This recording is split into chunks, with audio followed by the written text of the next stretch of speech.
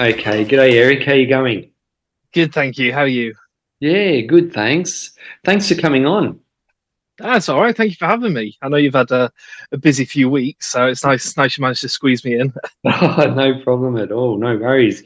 So, I understand that you're the race director of Rasselbock Backyard Ultra, which is on in a couple of weeks. Is that right? This weekend, yes. Yeah, This so got weekend. this weekend, yeah. So it's all kicking off on Saturday on midday, and hopefully we can dodge the snow and the cold weather. Yeah, awesome. So how long have you been involved in the running scene, I guess you could say? In terms of organising events, it's only really been about 2.5 years now. But I've been running since 2012. Started off like quite a lot of people, just needed to make a change in my life, and signed up for my first marathon, and it kind of all snowballed from there, really. Yeah. Um, yeah, just even though I was like, right, I want to make a change, I'm going to run a marathon. I kind of turned around and just did no training, Yeah. and I just turned up on race day and was just like, I should probably have probably done something for this. So yeah, I just that kind of how my training for all my running events went. And yeah, just kind of snowballed from there, trying to run further and stupider things than I could have done before. Um, And how did what was the inspiration behind Rasselbock running and yeah, and tell me all about Rasselbock, I guess. so I used to live in Austria. I was there for about 12 years, and Rasselbock's a mythical creature from kind of like the Austrian Alps and Bavaria area. Yeah. And it used to be a story that they used to tell the kids up in the mountains that if you're naughty, we'll go send you up to the to the mountain, and if the Rasselbock eats you during the night, then tough. But if the Rasselbock lets you come back down in the morning, then you're forgiven for being for being naughty. Yeah. So when I moved back to the UK in 2019, it was kind of a way for me to bring a bit of my Austrian life back to the UK and incorporate it into what I wanted to do with running events. Yeah. And how did you decide that? I mean, because some people when they start running, they want to just keep on running races and stuff, but you're one of those people who decided they want to organize races. So how did that happen? So I ran in events from probably about 2013 to 2018. And then when I got to 2018, I was like, I want to do something big. And I ended up running across America in 2018. And I got to the end after 8 months. Wow. And I was like, right, I hate running now. I Right. don't enjoy it. After running almost every day for 8 months, I was like, I'm done on the physical running side. Yeah. But I love the community. I love the events. I love the people that you meet through running. So I still wanted to be a part of the running community, but without having to actually physically go and go and run myself. And that was kind of the way I transitioned um, over, and that's kind of why I started running events because I wanted to still be a part of that community and help people help people hit their goals and get people into running and kind of get the enjoyment that I got out of it when I actually enjoyed running. So it's kind of in my head, it was kind of a natural move over to the events. Yeah. And you ran from one end of America to the other end. Yes, yeah. So I went from Lubec in Maine up on the Canadian border, Yeah. and then all the way down to San Diego in Wow. California. Awesome. And what was the most distance you covered in one day? The most I did was 41 miles. But that was kind of towards the tail end. At the beginning, I was doing like 18, 19 miles and just feeling dead. Yeah. But yeah, by the end, it was like, if I didn't do 30 miles in the day, it felt like I'd kind of wasted part of the day by not running. Yeah. Um, so it was a really weird contrast from like being unhealthy at the beginning and then obviously getting to the end after running for 8 months was it's Yeah. definitely a fun difference to look at. Yeah, you must have been fit. I was at the end, definitely wasn't at the start. And did you do that on your own or with friends or how? Yeah, so it was just me. I had a baby stroller, pushchair that I just put all my stuff in, and then Oh, every day just topped up with food, topped up with water, and kind of went back out pushing the pushing the stroller again. Wow, that's awesome. So definitely the most, but probably the biggest thing that I've done in my life by a long way. Yeah. But I love it. I'd do it again tomorrow if I could afford it. Yeah. um, with Rasselbock, I've noticed that it looks like all the events are run in the Sherwood Forest area. Is that right? Yeah, so we've got a lot in kind of the Nottinghamshire area. So we've got Sherwood Pines and some stately homes and country parks. So we do a few different areas, but it's kind of like Sherwood Pines was our first event was held there. And it's kind of become our little home ground. You know, we know the people who run the forest, Yeah. they know us. And if you want to put anything on, they're just like, yeah, just go for it. Yeah. So we've just got a really good working relationship with them. So it just makes things a lot easier to put events on there. Yeah. Yeah. And it's a kind of a famous spot, isn't it? Is that where like Robin Hood and his merry men are from? Yes, that was Sherwood Forest. But obviously, way back when Robin Hood was around, Sherwood Forest encompassed like a huge area. So where the pines are now is just kind of like inside the original Sherwood Forest. Yeah. Yeah. So Robin Hood, he was a real person, was he? Yes, yeah, he was. He's not a kind of kid story. He's a real person, and yeah, and he was kind of like the outlaw in the forest, pretty much. Yeah. Well, look, from what I've seen, it looks like an awesome place to run and to go and run a backyard ultra. And this is will be the second running of it, of Rasselbock Backyard Ultra, right? That's correct. Yes. Yeah. Yeah. And how long had you been thinking about organizing a backyard ultra for till you actually got it off the ground? So I think originally it was kind of about 2019 when it kind of first really clocked onto my radar, and that was about when I was starting to think about doing running events as well. Um, but at the time, I hadn't done any events. I didn't know anything about running events, so it was always kind of like, right, backyard ultra. I want to do one day. When that's going to be, I have no idea. But yeah, it's about 2019 was kind of when the idea kind of lodged in my brain. And then obviously we had COVID hit, and that put a stop on any plans really. Yeah. And then as soon as we came out of it, and I got a few events under my belt, it was kind of like, right, let's give this a go. And thankfully, it turned out really well. Yeah. And what is it that you like most about backyard ultras? I love seeing all the people who haven't done a backyard before, who don't really know what to expect, what they're like. You know, they're obviously they'd have watched all the YouTube documentaries from around the world.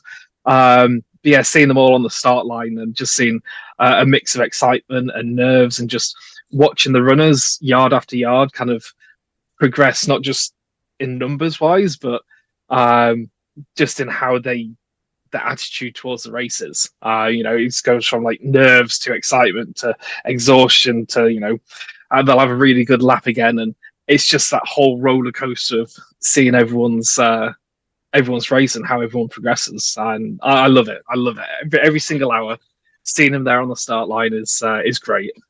Yeah, I know what you mean. I love how like they start out so easy, but there just becomes like a point in the race where the runners like just it's not easy anymore, and they're just like grinding every lap they can. Yeah, I know what you mean. Yeah, it's always obvious when you see them. So they've been so happy throughout. Whether it's 2, 3, 20 laps, and then that one lap, they'll come back and be like, yeah, they hit it. Yeah. So have you run in one yourself yet? No, not yet. I booked on with my brother to do one in May, down in the south of the UK. Yeah. So that'll be our first one. And obviously, not really running since I got back from America. It's going to be interesting. Yeah. But I think if you're organising a backyard, you kind of need to see it from all aspects, really. If you want to put on a good event, you need to volunteer and crew and run one just to see how everyone sees it from every angle. Yeah. So you mentioned watching YouTube documentaries about backyard ultras before, and there's some like race directors here in Australia like who have put on backyard ultras, and they were actually the first backyard ultra they'd ever been to, and they just learnt the ropes from watching YouTube. Is that how you did it too, or had you ever been to a backyard ultra before you? That's pretty much how I did it. It was just Yeah. scouring through the Facebook group for the directors and watching YouTube videos and just sending tentative messages to all the other race directors in the UK for like, how do you do this? Or how do you do that? Or what do you do in this? Yeah, I think it's probably like most people, it's just dive straight forward, straight into it and learn from every single source that you can you can find really. Yeah, yeah, awesome. In Australia as well, like attendance is like through the roof. There's new backyard ultras being announced all the time. So I mean, they're growing in popularity. Is that what it's like over there as well? 100%. I think in probably the last 12 to 18 months, we've doubled the number in the UK. Really? And there's, yeah, I think especially after Bigs last year, in that kind of 2 months before and 2 months after, I was almost every week I was going on and there was another one appearing and another one appearing. And it's great. It's great to be able to chat to the race directors of those new events as well and hear how excited they are about putting them on and seeing all these little new ones kind of grow as well. It is very exciting. It's definitely growing in the UK, and I think the next few years we're going to see some big changes in how kind of like the average number of yards UK runners are hitting. I think we're going to see a lot more new backyard runners appearing. And yeah, I think it's definitely growing in the UK, and it's definitely going to be an exciting 2 years. Yeah. Do you know approximately how many race backyards there are like in 2024 over there? I think it's 18 at the moment. Yeah. Yeah. Give or take one or two. Yeah, so it's growing nicely. Yeah. So with Rasselbock Backyard Ultra being run this weekend, can you tell me about the course?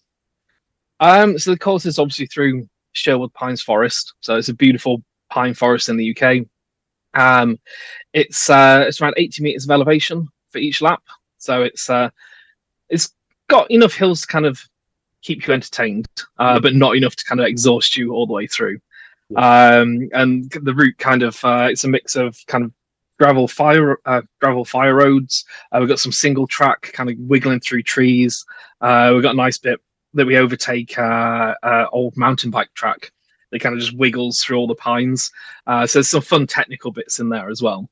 But it's nice. We've kind of tried to come up with the route as best we can to kind of keep people entertained throughout the whole yard. And they can split it up mentally in the head. I've got this little bit and then that bit and then this bit's coming up. So yeah, it's personally, obviously I'm going to be a bit biased, but I think it's a really nice route. But obviously I'm going to say that, so Well, it definitely looks good, that's for sure. How long did it take to map out the course? So we've got some smaller events that we do at the forest anyway, so we kind of cannibalize some of what we've done there before. So that definitely helped a lot in trying to come up with a unique and enjoyable route. And then it was just a case of having a few meetings with the foresters and working which parts of the forest we could kind of invade pretty much where they'd allow us to go. And it was just every time we pop in, we just tweak a little bit here and there. And then, yeah, I think thankfully, I think we've got a good one. Yeah, sure.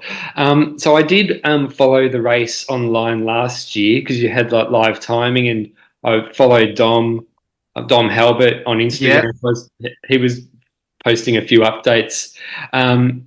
Yeah, tell me about how last year's race went down. So last year, obviously our first event, so a lot of learning on the day or the weekend. Yeah. But it went really well. We had the winner, Richard. He went on and did 36 yards, which obviously I was over the moon with. Managed to get a day and a half in there. We had Karen Nickel, who came down and she managed to set a new GB female record of 35 yards. And amongst that, we had I think it was 65% of the runners were first-time backyarders. Some of them had never even run more than half a marathon before. So we managed to get a really nice mix of runners throughout the whole weekend. and we were quite lucky with the weather as well. It was cold. It was again in the minuses. Yeah. But we didn't have any rain. We didn't have any wind. The sun came out for good chunks of it. So definitely very lucky with that. Yeah, it was just a great first backyard for us. We were very happy with how it went, and yeah, just very, very excited for number 2 now. Yeah. Well, I was pretty impressed when I looked at the results from last year. I saw that 26 runners made it to 24 hours. That's a lot of runners. And 53 runners made it to 100 Ks. So yeah, it surprised us as well. And I don't think I really fully realized how many made it to that 24-yard 100-mile mark until a few days later when I sat down and looked through all the results. I was like, that's actually a good chunk of runners who managed to hit it. Yeah. But yeah, they were absolutely incredible. I think we might have been able to get a few more hit that target if the night wasn't as cold as it was, because it got to about 2 a.m. and the temperature just plummeted. Right. So yeah, I mean, either way, it's still a very, very good number of runners to hit that. Yeah, it's awesome. Yeah, like you mentioned, it did get pretty cold last year. Did it snow as well, or? We didn't get the snow, but the morning after the last runner finished, I remember waking up in the tent and just touching the outside of the tent, and it's just pure ice on the side. So it somehow managed to rain and then freeze over everything in the camp. So we were lucky that we just missed out on kind of ice and snow. But we'll have to see if we're lucky enough to miss it again this weekend. Yeah. Well, what does the forecast look like for this weekend? It's changing a lot. It's almost every day. I think Friday we've got a lot of wind and some rain, and then over the weekend the wind's calming down, but the nights are going to be cold. There's going to be a few little bits of drizzle, but it's not looking horrendous. It's just not perfect. Yeah. Well, look, as long as the runners are prepared for the cold, that's really the main thing. Exactly. Yeah. And we've got a big marquee with a huge heater in it, so hopefully it'll encourage them to get back to the start line quickly. Yeah. And does it start on the Friday or the Saturday? Starts on the Saturday, so midday on the Saturday. Yeah, perfect. And is the field at full capacity? It is. We've got 175 sign-ups this year, and we expect about 150 to turn up on the day. Yeah. So yeah, it's completely full. We sold out in, I think it's 11 days after launching, which again boggled my mind. Yeah, and we've had we're just very excited. 175 sign-ups, 150 runners on the day. Fingers crossed, and just excited to see what they can manage to do. Yeah. Now I understand it's a silver ticket event as well, so the winner gets automatic entry into the UK Sat Champs team. So that's a bit of an extra incentive for the runners to go all in as well, isn't it? Exactly. Yes. Yeah. I know we've got a few runners coming down who are hoping to go for that silver win and get the UK Championship entry. And even the ones that don't think they'll win it, there are quite a few who are coming down. It's like, right, I want the yards to get in there. So it's very exciting to think about what could be hit over the weekend. Yeah. So last time I checked the website, I think the cutoff to get into the team is about in the low 30s. Do you know what it is? It's I think it was 36 or 37 last time I looked. But obviously, there'll be people who can't make it, which will drop it down a little bit. Yeah. But I think we've got, obviously, this is the first silver medal event of the year for us in the UK. We've got another 3 after us. So I think there's a high chance that the list that's up there already is going to change quite a lot before October. Yeah, for sure. So you may know, Eric, that in Australia, some backyard ultras are starting to pop up where prize money is being awarded for the last one standing. So is there any prize money in this one? There isn't. It's something we've thought about for kind of years going forward. But basically, Rasselbock, we do other events as well, and it's just myself behind the scenes day to day. So the money is very short on what we can spend the money on. But it is something that we want to offer in the future. It might not be much; it might only be a few £100, but yeah, it'd be nice to be able to offer some kind of prize money for the top spot. But I also think we shouldn't concentrate too much on the winner and what the winner should get, because obviously we want to bring new backyarders in, and people who maybe haven't done a backyard before or aren't capable of hitting those 30, 40, 50 yards. I don't want to kind of alienate those by going, right, we've got money for the winner, and kind of focusing on that. It's something that we're thinking about. Maybe we'll go for a small prize pot, but we want to try and encourage it for absolutely everyone where we can. Sure. And in general, how do you see prize money in backyard ultras in the future? Do you think, like, in 5-10 years' time, it will become the norm? Maybe see some races offering like quite a lot of money in backyard ultras? I don't know. I think we'll still get some events that will go along the prize money front. But I think especially here in the UK, there's a lot of backyards which are just very small, and the money that comes in for them is just pretty much funneled straight into putting the event on. So I think I think we'll definitely get those kind of big racers that are offering massive amounts of money, but I think they're very much going to be focused on trying to get all the best racers possible to come in. I feel like they're not so much their priorities are different, but I feel like if you're offering thousands of pounds in prize money, it's you're just trying to get the big, fast, well-known runners, trying to tempt them over. So yeah, I think will still be backyards with big numbers in the prize pot, but I think you will still get a lot of like small scale events who are just putting it on because they love putting backyards on, and they love the idea, they love the people. I just think it'd be kind of twofold, really. Yeah.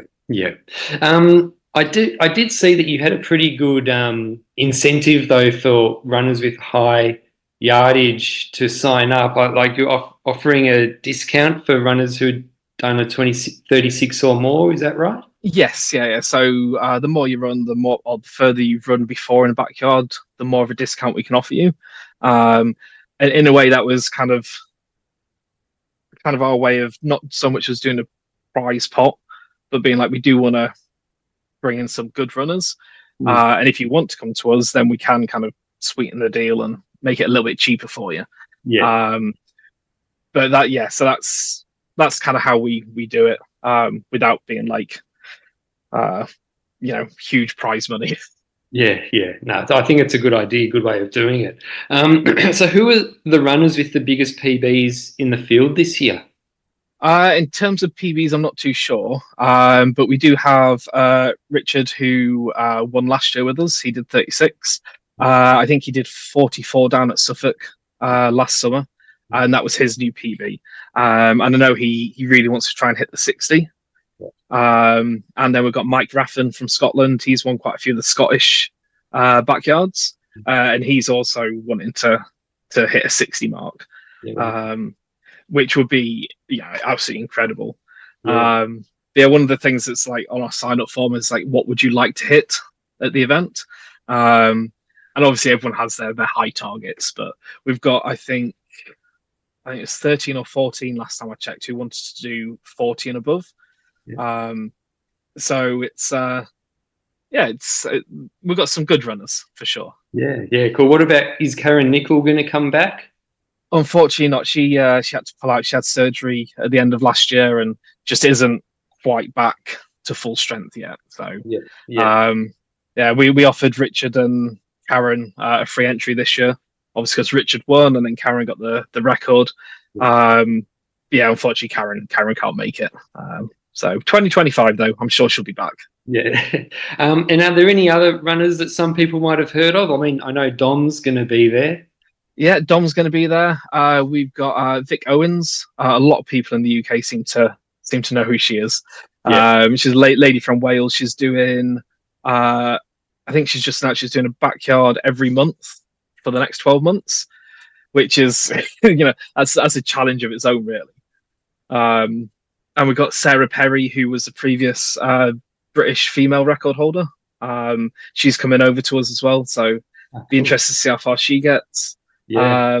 Yeah, and then we've also got a few winners of some bronze medal events in the UK who have come up as well. Yeah. So Yeah, I noticed Vic announced that she's going to be doing 12 backyard ultras in 12 months. I'm looking forward to following that. Now, I've got a feeling that she wants to go pretty big in this race at Rasselbock on the weekend too. yeah, so from what she's told me, this is her kind of a race of the year. So this is the one that she's going to go all out for. Yeah. And I know she wants to break Karen's record from last year. She wants to try and get a spot in the UK team, which is exciting because I know Vic quite well, and I don't think stubborn's the right word, but she will just keep going until she falls apart, pretty much. I think she did over 30 last year, didn't she? She did, and it was her first backyard too. So she did. Yeah, so she did 30 with us, 30 or 31. And then she's done one or two others. She did Golspie up in Scotland. It's a new one. And then she's done a few other kind of dotted around. But yeah, she's definitely caught the backyard bug. Hence 2 and 12 in 12 months. Yeah, that's awesome. Now, as far as you, are you planning on staying awake for the whole race? I think a lot of it depends on how it goes. Last year, I accidentally stayed awake for the whole thing last year, just because I was like, just the adrenaline. I was like, I don't know when it's going to end. And once you get to like the last 6, you kind of like, I don't want to take a nap for an hour just in case it finishes. But I think if we are on track to kind of go 36 or more, then me and my brother who helps out, we're going to have to take turns in having naps for a few hours for sure. Yeah. And do you have a strategy for like staying up a long time? Like, have you got be drinking lots of coffee, or what? How are you going to do it? I do tend to drink way too much coffee, so that probably helps. But yeah, I tend to just, I think it's the adrenaline of the whole thing, and kind of not so much being on edge watching everything, but obviously if you're the director of any event, you're always looking at everything and watching how everything's going. And I think that is a kind of a big thing that keeps me on edge for the whole event. Yeah. So that helps keep me awake. That and coffee, of course. I was pretty impressed that Laz rang the bell for every single one of his 108 yards at Bigs last year. That was incredible. Yeah. I think he's someone who can manage to have like short power naps. I can't. If I fall asleep, I'm done for like 4 hours. My brother's kind of like Laz, so he'll be able to just like shut his eyes for 10 minutes and wake up and feel great. Right. Whereas if I do that, I'm in pieces. Yeah. So I understand that you're taking things up a notch as far as being able to follow this race on the weekend. There's going to be a live stream and everything like that. Can you tell me about the live stream? Yeah, so last year we did kind of the usual Facebook Lives on the hour, and I was just so amazed at kind of how the viewers grew throughout the 36 hours. And I remember like towards the end, we were getting 400 or 500 people like tune into a Facebook Live, and I was like, this is insane. Yeah. And then obviously seeing the live stream at Biggs, I was like, this could be something that we could look into. And obviously never done a live stream before, done a lot of research to how it all works. Yeah. But yeah, the plan is we're going to live stream the event. We've got cameras kind of in the camp and at the start line, and kind of where we can go and have a chat with crews and whatnot. We've done some interviews with some of the runners so people can kind of get to know a little bit about who's out on the course. And it's in a perfect world, it's going to be nice and continuous throughout the whole thing. But obviously we are in the middle of the forest, so it's however well SpaceX and Starlink work for us. Yeah. But in testing, it's all worked out great, and really, really excited to have the live stream and get to kind of involve everyone who's watching from home all over the world, and letting them all chat away in all the comments and. Yeah. Really, really excited. It's a whole new thing, and if it works, it's it's going to be great. Yeah, yeah. And so are you going to be in charge of the live stream, or have you got someone in to help do it for you? No, I can't afford someone to come in, unfortunately. So my brother, he helps pretty much for free, essentially. He helps at all the events. So between me and my brother, we've kind of just been YouTubing how to do all the live streaming and how to do all the editing and what to do. So between the two of us and probably the guy doing the timing, the three of us will make it work. But it's yeah, unfortunately we don't have a big budget, so we're doing it ourselves. So there may be some sticky plasters on it somewhere. Yeah, no, But I'm sure people don't mind it. Makes it a little bit more rustic. yeah, that would be awesome. That would be awesome. And how is I think I read somewhere that the live stream is going to be on Twitch. Is that right? Yes, that's right. Yeah. So I don't know much about Twitch. Is that like YouTube, or what's Twitch? Well, Twitch is designed for people streaming. It's very much for kind of like gamers who stream.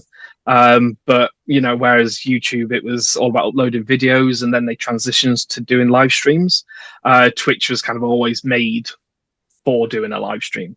So it's a lot more compatible with other programs, and you get a lot more creative freedom about what you do. And you also don't have that 6 hour kind of time limit on the streams. So like with Big, they were having to restart it every 6 hours. Yeah. Twitch will just let you go for a long time before they turn you off. Yeah. So yeah, that's kind of why I went with Twitch. Not having to reset it all the time, and also there's great kind of chat functionality, so people can chat away about what's going on, and it's just a more versatile streaming program. So that's why I went with that one. Yeah, yeah. And will you be? And you mentioned SpaceX. Will you be actually taking in your? Starlink. Will you be taking in a satellite dish and doing it that way? Will you? Or? Yes, yeah. So the guy who does our timing, Matt, he's going to be bringing in his Starlink kit. So we had it last year just to do the Facebook Lives, and it worked. So yeah, he's bringing in all the gubbins and go from there. Yeah, that's awesome. Starlink's so good, isn't it? It is, yeah. I've not had a chance to play around with it a huge amount, mainly because it's expensive. Yeah. But the few times we've teamed up with Matt at Timing Monkey, who does our timings, he's always brought it along, and it's been a great piece of kit, kind of invaluable, especially when you're in the middle of nowhere. Yeah, sure. So the live stream, the race starts at 12. What time will the live stream start? Live stream will probably start about 20 past 11. It's about 40 minutes before, just so people can get the hubbub around camp and the build up beforehand. So yeah, about 40 minutes beforehand. Awesome. And it's going to go, the plan is for it to go uninterrupted till the end. Yes, yeah. Or trying to stay away from failures of the satellites, but in theory, it should be uninterrupted all the way through, right through to the very last runner, whenever they may be. Yeah, awesome. And so to watch it, I'll need to download Twitch. You shouldn't need to download it. It's a website. So I think if you're on your phone, you might have to download the app. Right. But if you're on a computer, then you should be able to just go to the website. Obviously go through the link to our channel, and it should all be there once it's started. Yeah, awesome. Okay. And obviously there'll be live timing too. Yes, yeah. So Race Result is the kit that Matt uses. So we'll have all live, as soon as they come over the line for each lap, it'll update. So you can follow along, and I'm pretty sure you can leave comments as well on each runner, kind of cheer them along as well, which is also quite fun. Yeah. I know what you mean. And it's also good for the runners as well to go in and read the little comments too. Yes, yeah. It's surprising. I was surprised how many people actually do that. Yeah. Because I thought, it's just an extra little thing, but you see a lot of runners who are like, oh, I've seen this person or my friends just like done this, and it's nice to be able to read through them after the event as well. And just the amount of support runners get. Yeah, and it's nice and easy. You don't have to sign into anything as well. You just fill in, just go do it. That's good. Yeah, you just can click the runner and there it is. Yeah. So you've kind of alluded to a few runners are going to go for. Well, I haven't said that they want to go for 60 hours. I was going to say, how long do you think the race will go for? I think a lot of it depends on the weather, really. Yeah. With it being March in the UK, it's never what you expect. It's either freezing cold, rain and snow, or it's roasting hot sun. There's no in between in March. So I think if the weather plays ball, we get no rain, and it's not absolutely freezing, then I don't see why those 2-3 runners can't hit the 60-yard mark. They're very capable runners. They've got a lot of backyard experience between them.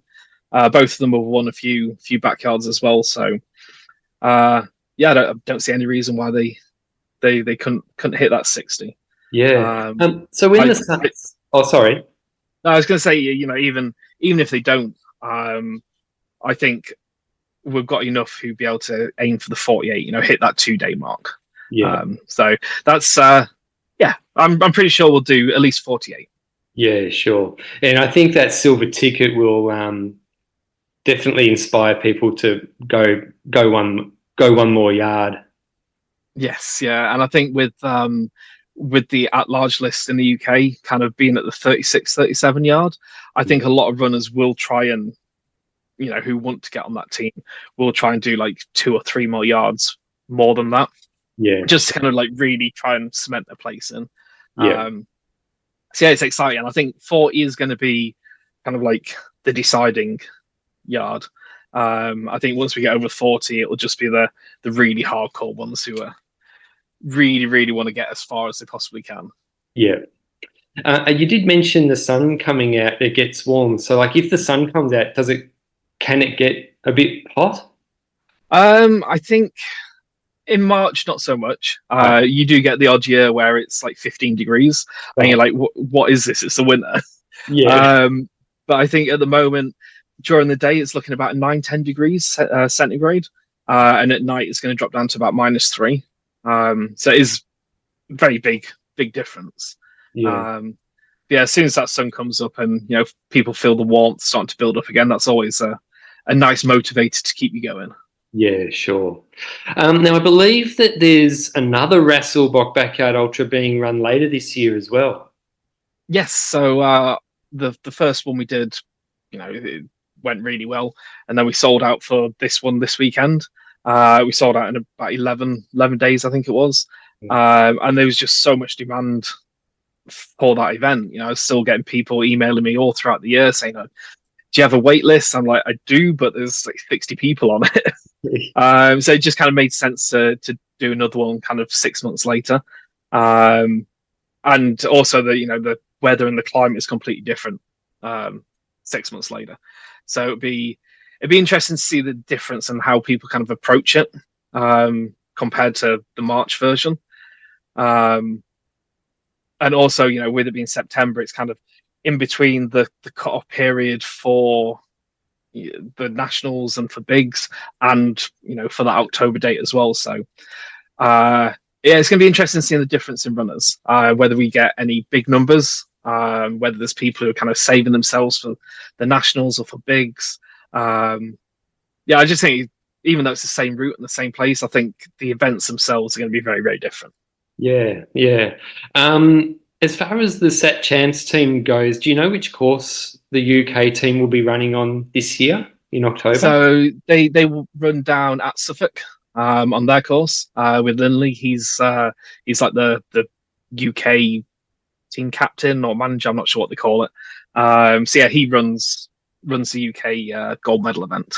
Yeah, and that was it. So that basically it's Suffolk every year, is it? Yes, yeah. As far as I know, it kind of stays with the kind of the country manager or captain, and unless there's any reason to change, which there never really is, right.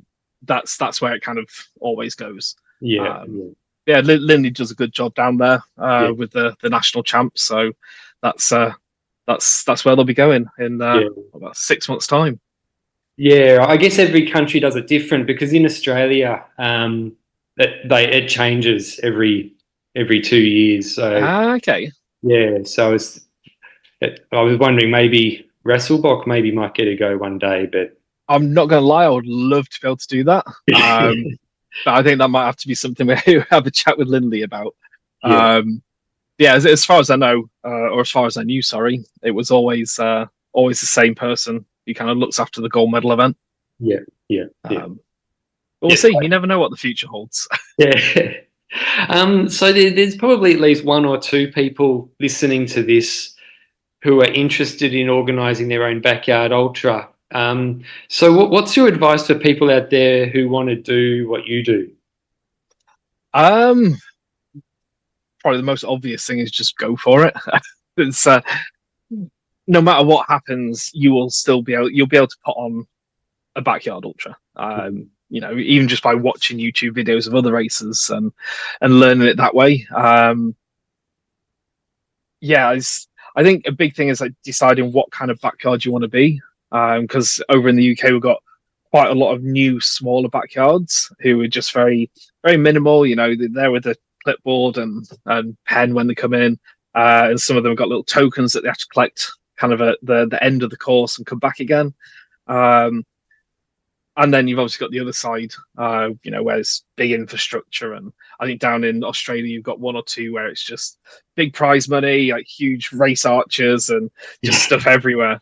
So there's kind of like two routes you can go, and both routes are great. But yeah, it's just go for it. If you want to do it, have a chat with your running friends or run clubs and local people. Find a place that know someone who has maybe like a bit of land or a barn, and just go for it. Just keep asking questions and putting bits together, and yeah, anyone can put it on. Yeah, they really can. Yeah, awesome. And as far as runners go, I like to ask at the end of each podcast, if you've got 3 backyard ultra tips for the runners. Oh, 3. Okay. One of them, especially for ours, is definitely bring a dry robe or lots of blankets. Especially for when it gets to that end of that night run, you want to be able to like cover up as soon as you stop running and keep that heat in. Because even if you've only got 3 or 4 minutes between stopping and starting, that's all you need to lose all that body heat that you build up. And then not having a blanket can end your race in a matter of minutes. Second one, probably try out all your nutrition during training for like 6 months beforehand. Just try different things of everything and work out exactly what works for you. And don't waver from that on event day. Like we have a big tuck shop table that's full of sweets and homemade cake and all sorts. I know it is tempting to kind of be like, oh, I'll have a bit of that and have a bit of that. But that's, if you really wanting to push yourself and go a long way, don't fall victim to the snack table. Stick to what you know. And then third one, if you can talk friends into doing it and running with you, then you'll be amazed at how much further that can get you in a backyard. Just having friends around, all encouraging each other, and people that that goes a long way. Yeah, very good. Now, as far as following the event, how do people find like Instagram and everything like that? How do people find you? So Rasselbock Running is the name of the company, and the Rasselbock Backyard Ultra. So we're on Instagram and Facebook.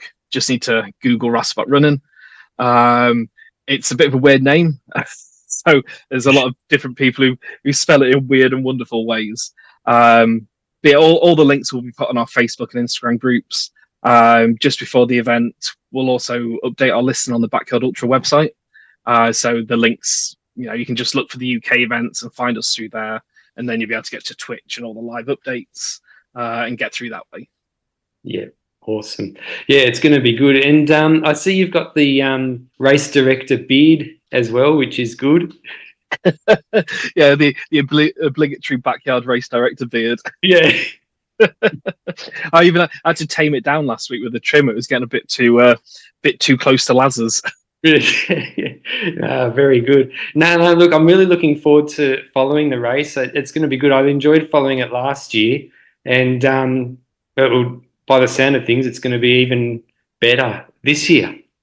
Fingers crossed. Yeah, yeah. If the weather holds out, it's going to be a big one for sure. Yeah, awesome. Thanks again for coming on, Eric. No worries. Thank you for having me. No worries. All the best between now and the race, and I hope it all goes really, really well. I'm sure it will. Fingers crossed. And if you're ever up in the UK, drop me a message, Yeah, and we'll get you in for one.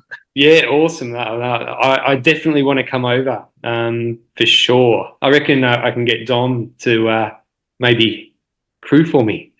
Oh, 100%. I mean, Yeah. you might have to talk him out of running, but yeah, no, he'll do it for sure. He'll crew for you. Yeah, awesome. All right, well, enjoy the rest of your day, and yeah, I'll be following along on the weekend.